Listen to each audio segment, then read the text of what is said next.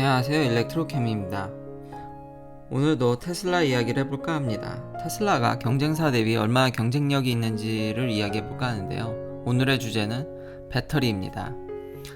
다른 소식도 전해드릴 건데요. 세미트럭 소식이라든지 지금 루시드나 리비안이 지금 처해 있는 좀 장벽들 이런 것도 이야기할 거지만 역시 전기차는 배터리죠. 다들 배터리가 다 거기서 거기인 것 같지만 아직까지도 테슬라 대비 경쟁사들이 좀 못 쫓아온다는 느낌이 확실히 듭니다. 테슬라가 다른 회사 대비, 특히 폭스바겐 대비 코발트를 매우 적게 썼다라는 게 이번에 밝혀졌습니다. 이런 데이터들은 나오는데 좀 시간이 걸리죠. 그러니까 각 회사별로 코발트를 얼마나 소모했는지에 대한 표입니다. 코발트는 배터리 안전성에 있어서 매우 중요합니다. 하지만 콩고라든지 좀 블루이시 메탈이 좀 얻는 과정이 그렇게 투명하지 않고 반군의 자금으로 들어간다든지 여러 가지 그게 오는 과정들이 그렇게 깨끗하지가 않습니다. 그래서 이 코발트를 줄이는 게 이제 목표거든요. 그뿐만 아니라 그렇기 때문에, 그리고 매장량도 그렇게 많지 않고, 이거는 배터리 중에 다른 머티리얼들은 참 많지만 코발트는 그렇게 매장량이 많지 않습니다. 그래서 가격적인 문제가 사실은 회사들은 더 크죠. 환경적인 면이나 도덕적인 면, 이런 면들은 표면상 명분이고 제일 큰 건 돈이죠. 그래서 작년 한 해 동안 도대체 회사별로 코발트를 얼마나 썼는지, 사실은 배터리 제조업체가 써준 거지만 각 전기차 제조에 따른 내연기관들도 전기차 만드니까 거기에 이제 랭킹을 보면 폭스바겐 그룹은 거의 3,000톤 가까이 코발트를 썼습니다. 2등이 테슬라고요. 한 2,000톤. 그 다음이, 이거 의외인데, 현대기아차가 3위를 차지했습니다. 그 다음이 이제 다임러고요. 여기 당당히 이제 한국 업체가 3위에 올랐는데, 이걸 많이 쓰면 쓸수록 그다지 좋은 게 아닙니다. 그러니까 가격 경쟁력을 잃었다라는 거죠.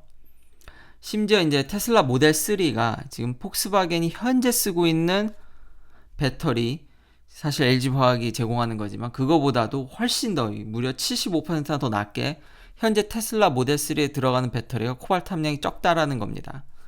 그러니까 코발트를 적게 하고 니켈 함량을 더 올려서 에너지 밀도가 더 올라가게 되죠. 근데 이제 코발트를 줄이게 되면 가격 경쟁력도 올라가고 성능도 더 좋아지지만 문제는 안전성이 떨어집니다. 그만큼 그걸 기술력으로 커버를 해야 됩니다. 테슬라가 여기서 앞서 있다는 걸 알 수 있고, 이 표를 보면 왠지 이거는 어쨌든 그래도 여전히 모든 전기차에 코발트가 소량 들어가거든요. 그럼 테슬라가 1등을 해야 된다라는 생각이 들지 않겠습니까? 왜냐면 테슬라가 전 세계에서 전기차 제일 많이 파는데, 전기차를 많이 파는 것뿐만 아니라 예전에 제가 이 데이터도 보여드렸죠. 테슬라가 만드는 차는 대당 배터리 용량이 큽니다. 폭스바겐은 ID3, 이골프, 이런 작은 차들도 있기 때문에 50kW라든지 50kW 이하짜리도 있습니다. 심지어. 그러니까 차량 대수가 중요한 게 아니라 얼마큼 배터리를 먹냐 이건데, 거기에 있어서 테슬라는 정말 압도적입니다. 파나소닉은 사실상 거의 테슬라한테 모든 걸 갖다 준다고 해도 과언이 아니고, LG 에너지 솔루션도 제일 큰 고객입니다. 현재 테슬라가. 그리고 이걸 더 늘린다고 지금 얘기를 하고 있죠. CATL도 이제 쫓아가는 수준이고요. 그런데 물론 이건 이제 작년 다 집계돼서 나온 거지만, 그렇게 많이 배터리를 쓰고 그렇게 많이 전 세계적으로 압도적으로 아직 배 이상 차량 대수로도 많이 파니까요. 현대기아차 대비해서도요. 그러니까 배터리면 배터리, 차량 대수는 차량 대수, 여전히 전 세계 탑 전기차 회사인데 폭스바겐보다 무려 1,000톤이나 덜 썼다는 거죠. 이건 대단한 겁니다. 그러니까 그만큼 테슬라의 배터리 경쟁력이 상당하다는 점, 원가면 원가, 용량이면 용량, 그 모든 면에 있어서 아직은 경쟁사 대비 우위를 점하고 있다라는 게 이런 코발트 양 소모량에 따라서 이게 잘 드러났다고 생각이 되어집니다. 그러니까 아직은 격차가 상당합니다. 그 이유를 봤더니 작년 여름쯤에 이제 LG화학, LG 에너지 솔루션이 NCM711을 주로 생산한다고 이제 이야기를 했는데 얼마 안 된 거죠. 근데 이게 이제 NCM622를 이제 리플레이스 한다고 그랬는데, NCM711이 NCM811 대비해서 좀 이게 좀 전세됩니다. 그러니까 에너지 덴시티가 좀 떨어지겠죠. 니켈 함량이 좀 낮으니까. 근데 코발트는 비슷하게 들어갑니다. 1로. 그러니까 코발트 함량은 좀 적지만 이게 아마 622를 다 완전히 대체를 못한 것 같습니다. 상당량. 그러니까 저 폭스바겐이 저렇게 코발트를 상당량 쓴 것으로 보이고 오히려 6둘보다도 더 적은 걸 썼을 수도 있죠. 이 로드맵이 한 2, 3년 전 거거든요. 로드맵대로 지금 못 가고 있는 것으로 보입니다. 폭스바겐이 좀 뒤처지고 있는 것으로 보여지죠. 그러니까 아직도 6둘들이 좀 대세? 그러니까 좀 코발트 함량이 높은 배터리들이 지금 타이칸이라든지 아우디 이트론에도 좀 뭐 르노 조이라든지 상당량 811 대비해서 좀 들어갔던 게 아닌가. 그리고 반면에 이 테슬라는 파나소닉이 811 NCM 811 대비해서도 코발트 양을 줄였다고 제가 옛날에 한번 이야기를 했던 것 같은데 지금 더 줄여가고 있습니다. 그러니까 굉장히 확실히 코발트 함량에 있어서는 NCA가 지금 테슬라가 쓰고 있는 배터리가 좀 더 우위에 있는 것으로 보여집니다. 그러니까 이런 데이터가 나오는 것으로 보여지고요. 다시 정리하면 용량이면 용량, 가격이면 가격에 있어서 테슬라가 여전히 우위에 있다라는 게 잘 나타나져 있는 것으로 보여지고요. 그리고 여전히 현대기아차도 아직은 판매 대수 대비 뭐 그래도 꽤 준수하게 팔았지만 판매 대수 대비 이렇게 코발트를 약 한 1800톤을 썼는데 그것을 보면은 여전히 주력이 622이었던 것으로 보여집니다. 반면 테슬라는 811을 넘어서 이제 파나소닉은 NCA를 쓰는데 거기서 코발트 함량을 NCM 대비 811 대비 더 줄인 것으로 보여집니다. 지금 업그레이드가 이미 되어 있고 더 업그레이드를 한다고 얘기를 하고 있죠. 거기다 4680도 곧 양산을 하겠다고 파나소닉이 얘기를 했고 그러니까 아직은 좀 이제 격차가 좀 있다라는 점. 물론 중국에 들어가는 테슬라 모델 3 롱레인지는 LG 에너지 솔루션에 NCM 811이 들어갑니다. 파나소닉의 NCA가 아니라 물론 초창기에는 그게 두 개가 섞여 들어갔죠. 그러니까 아직 이게 지금 다른 회사들이 NCM 811을 주력으로 쓰는 것 같이 보여지진 않습니다. NCM 811도 그렇게 나쁜 배터리가 아닌데 그러니까 이 로드맵대로 못 가고 테슬라는 이미 한 여길 지금 넘어가고 있고 아직 경쟁사는 이쯤 어딘가 오는 거죠. 여기쯤 어딘가 아직 여기를 이제 어딘가 오는 것으로 보여집니다. 이 배터리가 항상 키포인트인 게 지금 세미 트럭을 한 펩시한테 한 15대 정도 이제 넘긴다라는 얘기가 있습니다. 그래서 사람들이 이제 세미 트럭이 넘어가나 하지만 이제 올해 한 15대면 그렇게 뭐 많다고 얘기하긴 좀 힘들죠. 적다고 보여지는데 사람들이 이제 막 대량 생산하는 거 아니냐라는 얘기를 하니까 일론 머스크는 거의 근데 이거 좀 트윗을 너무 많이 하는 게 아닌가. 거의 트윗으로 모든 사람과 소통하는 이 트위터로 진짜 사실상 트윗이 이제 테슬라의 PR이라고 할 수 있겠는데 일론 머스크도 여기서 밝혔듯이 셀이 항상 걸림돌인 거죠. 그러니까 배터리 셀이 항상 문제이기 때문에 아마 내년에 더 많은 이제 세미 트럭을 좀 기대하고요. 사이버 트럭이나 그러니까 이렇듯 제 생각에 일론 머스크가 직접 밝혔듯이 테슬라의 키포인트는 배터리입니다. 배터리. 그리고 아까 이야기했듯이 테슬라는 별도의 이런 PR이 없습니다. 그러니까 대외 홍보팀이라고 해야지 뭐 그런 게 없는데 지난번에 에드먼즈의 그 만행 90%만 충전하고 뭐 이렇게 주행거리를 측정한다든지 그거를 이런 경우가 되게 흔치 않은데 보통 테슬라는 그냥 무시합니다. 그러니까 뭐 잘못됐든 됐든 뭐 이렇게 이거에 대해서 어떻게 생각합니까 물어보면 거의 다 답을 하질 않습니다.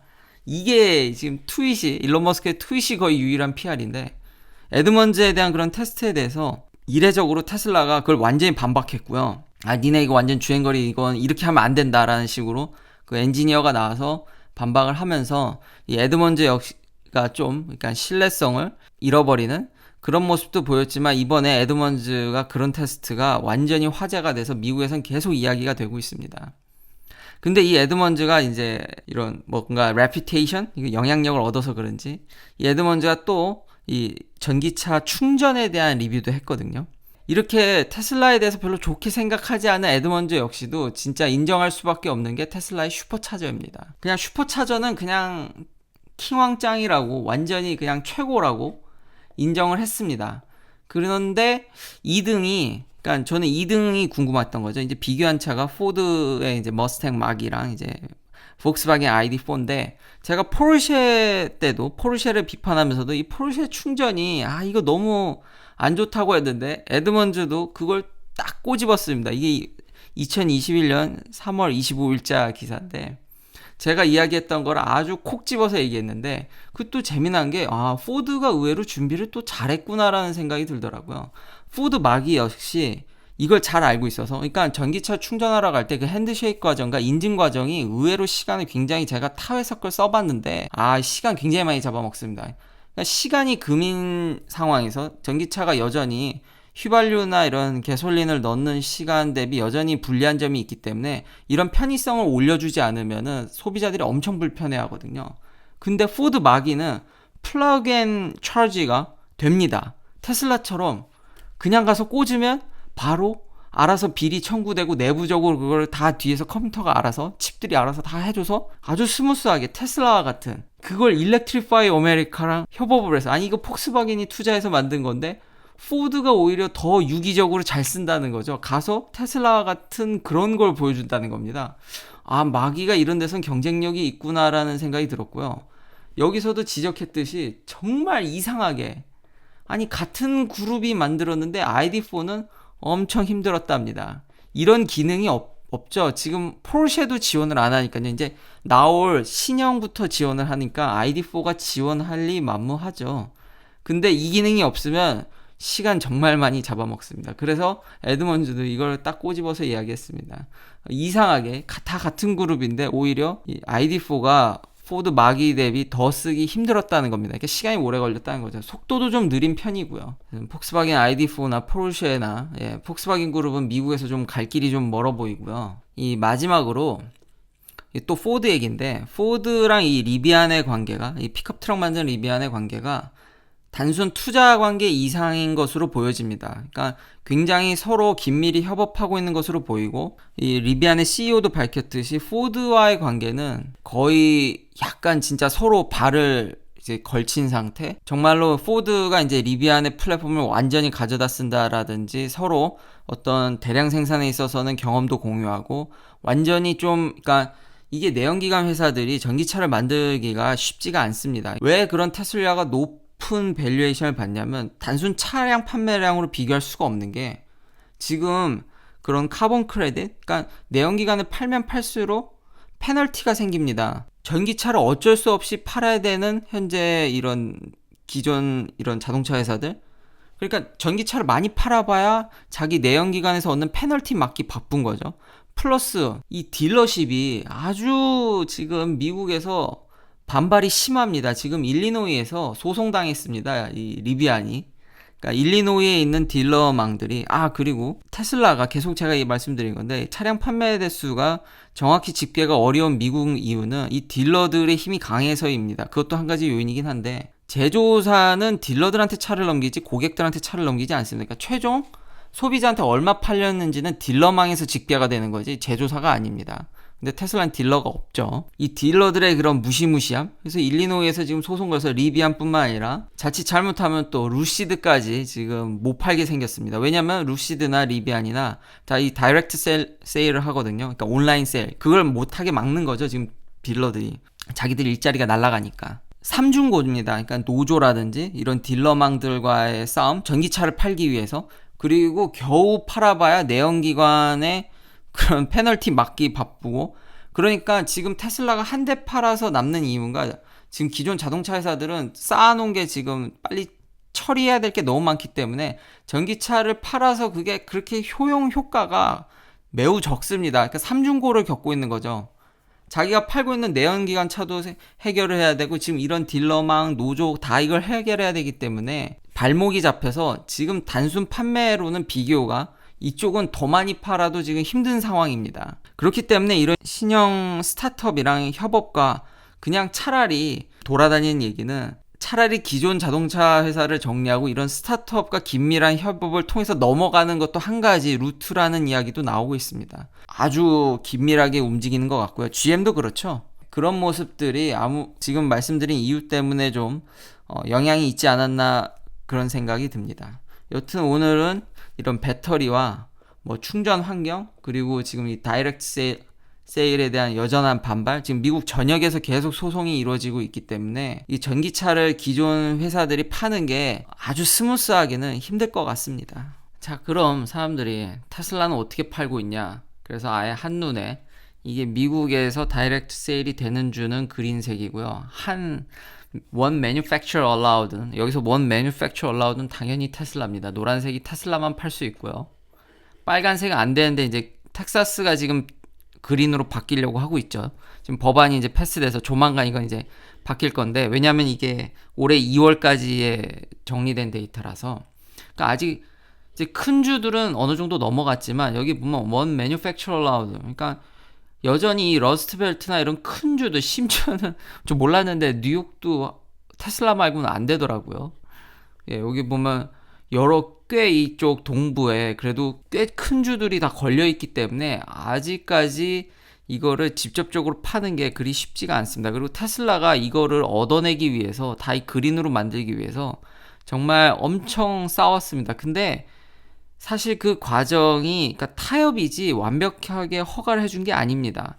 왜냐하면 그 허가를 안 해주면은 자꾸 인접 이게 허가된 지역 가가지고 사람들이 차를 사오니까 자기 주에서 팔아야 되는데 딴 주에서 사갖고 들어오니까 어쩔 수 없이 마지못해서 이게 열어주는 그런 타협을 한 거지, 아직 그 과정이 그렇게 깔끔하지 않습니다. 근데 테슬라가 이걸 위해서 한두 해 싸운 게 아닙니다. 굉장히 오랫동안 치고받고 싸움을 했기 때문에 다른 이런 후발주자들이 테슬라가 닦아놓은 길을 금방 쫓아갈 것 같이 보이진 않습니다. 그 과정이, 그러니까 지금 수를 할 수 있는 게 하나만 얼라우드 해주고 지금 딴 애들 들어오면 역시 그걸 또 이제 막으려고 또 치고받고 싸워야 되기 때문에 지금 그런 EV 스타트업은 그런 장벽이 있다라는 걸 좀 이렇게 미국 내에서 그런 게 있다라는 걸 좀 알아두시면 좋을 것 같습니다. 긴 영상 시청해 주셔서 감사합니다. 내일도 테슬라 관련 이야기들로 찾아뵙겠습니다.